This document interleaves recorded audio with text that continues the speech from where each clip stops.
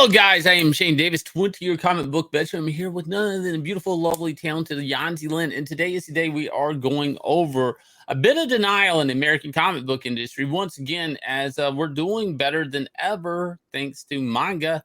Now, this is coming to you from the Heidi McDonald. Heidi McDonald currently doing a GoFundMe to keep the lights on at her comic news site, The Beat, the Comics Beat. You can go check it out. You can go donate if you want. If you think like you want to help out with some utility bills, keep the lights on, keep it going, as they give you time and time again a shill narrative that is completely false. We're going to get into this, but before we do, please look down below. Consider hitting like, subscribe, ring the bell for notifications as we do strive to hit 10,000 subs this year, 2023. Let it be the year you come join us here on this channel. Now, what do we got here, Yanzi? So Heidi McDonald here posts, finally, just for the comics are dying crowd. No, they are not. So she links here to an article from The Beat. So let's look at what the link is. Adult graphic novel sales rose 4.6% in 2022, remaining strong even as book sales fell overall. Oh, very interesting. You talk about adult graphic novels, but your header image is Chainsaw Man? All right, maybe there's more to it. Maybe there's more to it. So here's the actual article. And you go down 3 paragraphs, and so it says, since this is the adult list we're talking about, it's safe to assume that most of those sales were manga. Oh, so there you go. So comics are dying. Yeah, that's not true, because manga technically isn't part of the American comic book industry. It's kind of like saying that Toyota is American cars, you know? Right. It is an import, okay? And some people, the reason it's called manga and not comic books is basically because it is its own genre. At some point in time, the American comic book industry started to go down in sales so hard, so fast, that all of a sudden the sales chart started to kind of lump in manga sales with NYA. And YA. They got to get the Dog Man too, which the YA I'm starting to count less and less, because there's only a couple of books that prop up the big YA sales. I feel like that's disingenuous to say the whole YA market, because it's only a few books that are the top earners in that. Now manga, on the other hand, there can be multiple volumes, whether it's Demon Slayer, Chainsaw Man, whatever. But it's really weird to me in all of this to see Heidi McDonald pretend comics are doing better than ever. Don't listen to the charlatans, which would be this guy. You know, all of these things she keeps saying, this narrative keeps coming up. But just, I would say 10 years ago, Heidi McDonald, currently on The Beat, was always talking about how the sales were dropping in the American comic book industry, and it would only be a matter of time before companies, big corporations like DC Comics and Marvel would license out these properties. And she would doomsday say just 10 years ago. Now, today, she's actually trying to pretend this isn't happening when it actually is happening in front of everybody in real time. And we probably will and are getting closer to the day that Marvel and DC, who have already been running tests and experiments with manga and their IP, to just flat out licensing these characters out. I mean, they've been downsizing offices. There was bloodbath after bloodbath on staffers at DC Comics. You know, Marvel Comics, when they had work at home, some of those people never came back to their job. So at this point, Heidi McDonald really is getting out here on and putting herself on the limb. And you have to start to ask yourself, why? Why follow this lie to the edge like this? To protect the narrative. So here we have someone here, Brain says, bruh, it's like 90% manga. Your woke comics don't sell squat. And Heidi here says, manga is woke. Female readers and creators. Asian teams. Now, hang on a minute. Manga is literally talking about their own culture, the same way that American comics talks about their own culture. And somehow that's how you classify what is woke. That is woke. All right. So Michael Bancroft here, our good friend Michael, has a good definition of what woke is. It's the cult-like adherence to the extremist ideology of the far left. Woke is anti-free speech. It's about judging people by the color of their skin, promoting mental illness, and being intolerant of any opposing viewpoints. Very nice way of putting it, Michael. So basically, what is happening with the American comic book industry is that a lot of writers, especially, let's remember Kelly Sue DeConnick, if you don't like my politics, don't buy my books. I never heard a single manga creator say anything similar In fact, I don't even know of any manga creators who talk about their politics anywhere publicly, on social media, anything. They tend to separate their private lives from their works. That's something that doesn't really happen in the American comic book industry. Woke ideology adheres to an oppressor dichotomy across an intersecting range of societal divides: black, white, straight, gay, male, female, fat, thin, the list go on, and finds you guilty and deserving of punishment according to your immutable characteristics. So that really does sound like the American comic book industry to a T, and definitely doesn't describe something like manga. So it's exactly as the Beat themselves admit. Since this is the adult list we're talking about, it is safe to assume most of the sales are manga. Yeah, because manga doesn't want to lecture you about, oh, you have bad politics, you have bad ideas. Manga is more like, here's a story. I hope you enjoy it. Have fun. Yay. Right.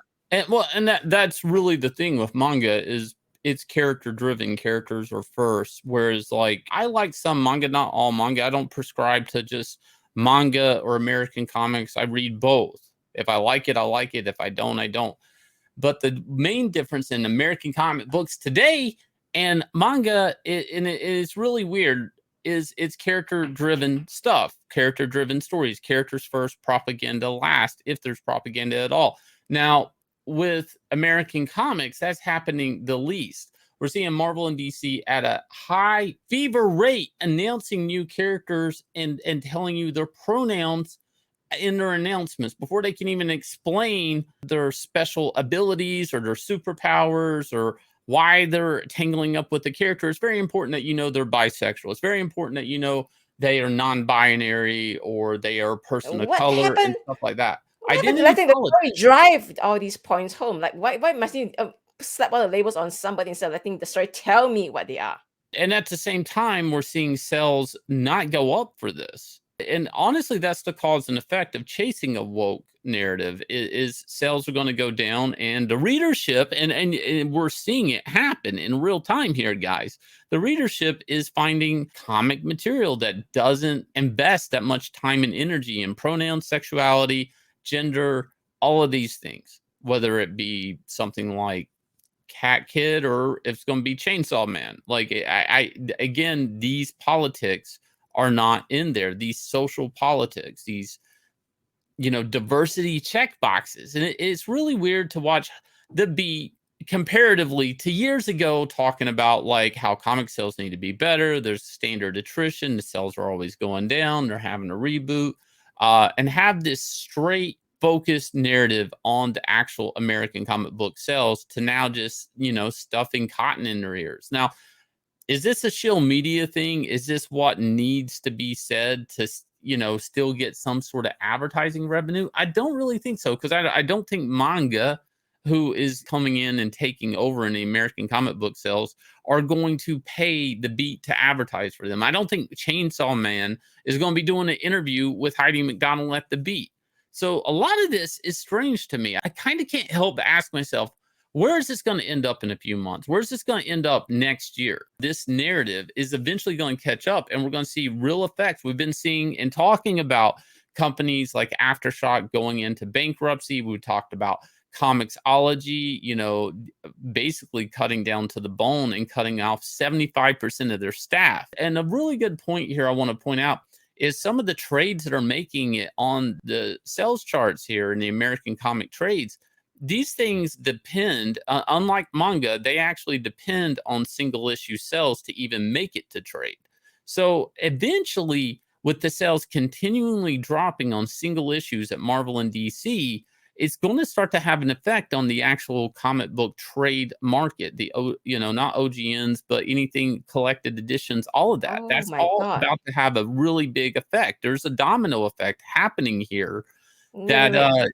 Are you trying to tell me? Are you trying to tell me that eventually only the profitable books will be produced? They can't just make all these other extra books and they say, "Oh, by the way, here's my 20th reboot of Miss Well, Marvel." it's not even going to be just a profitable books. The less earnings that these books make, the less money they have to pay talent, and they're going to have to start hiring, which we've already seen these effects, cheaper and cheaper talent. So it will be a combination of less books, but also cheaper talent. There's less money, less resources, less profits to be reinvested in new comics, which will return in new trades.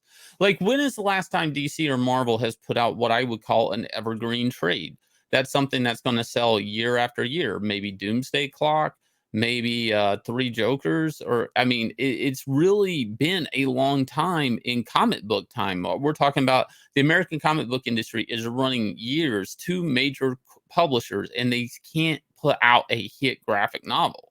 It's like these are strange times we're living in, guys. But what is not strange is Inglorious Rex hitting $208,911. We are just a few backers from hitting the big 209. If you guys will, check out the link below. Check it out. If you like Rocky, if you like Godzilla, if you like monsters punching one another, chances are Inglorious Rex is for you. I will leave you guys with the trailer for this smash hit sequel up on Indiegogo, and you can buy Volume 1 with your order and checkout. So please give it a look, and we will catch you guys again with another video.